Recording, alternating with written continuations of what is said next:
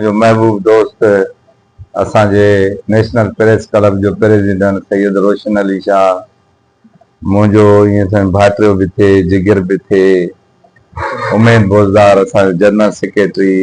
मुझो भाटियो भूरल लवलाई, पाण में वेठा आहियूं।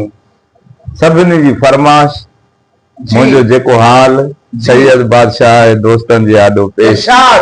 मां चाहियां थो त पंहिंजी सिंध ते हिकिड़ो तव्हांखे कलाम ॿुधायां। तू मूंखे फाहीअ चाहींदे मां तोखां मूर न मरणो,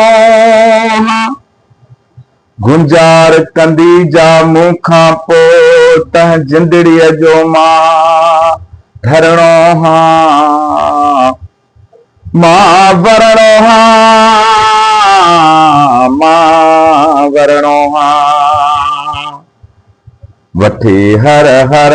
जनम वरबो, वठी हर हर जनम वरबो, मिठा मेहरान में मिलबो, ख़त्म ऊंदाह थी वेंदी, ख़त्म ऊंदाह थी वेंदी, चिटीअ चांडाण में मिलबो, वठी हर हर जनम वरबो। साईं पंजी आ जंग जा जारी सथींदी नेठ सोभारी, पंजी आ जंग जा जारी सथींदी नेठ सोभारी, मरी वेंदा सभई मारी, मरी वेंदा सभई मारी, सच्चीअ सुरहान में मिलबो, वठी हर हर जनम वरबो, मिठा मेहरान में मिलबो, ख़त्म ऊंदाह थी वेंदी, चिटीअ चांदाण में मिलबो, वठी हर हर जनम वरबो। थिया जे क़ौम तां कुर्बान उन्हनि जे नाम हिन अहसान। साईं थिया जे क़ौम तां कुर्बान उन्हनि जे नाम हिन अहसान, शहीदनि जे रेट रत सां, शहीदनि जे रेट रत सां, रतीअ लालाण में मिलबो, वठी हर हर जनम वरबो, मिठा मेहरान में मिलबो,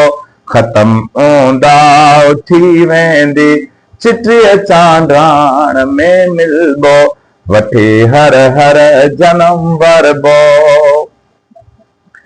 वरी वरंदा त वसकारा वसी पवंदा ही पट सारा, वरी वरंदा त वसकारा वसी पवंदा ही पट सारा, मारो मुंहिंजा त मोचारा, सांगी मुंहिंजा त मोचारा, मिहन मांडाण में मिलबो, वठी हर हर जनम वरबो, मिठा मेहरान में मिलबो, ख़त्म ऊंदाह थी वेंदी, चिटीअ चांडाण में मिलबो, वठी हर हर जनम वरबो।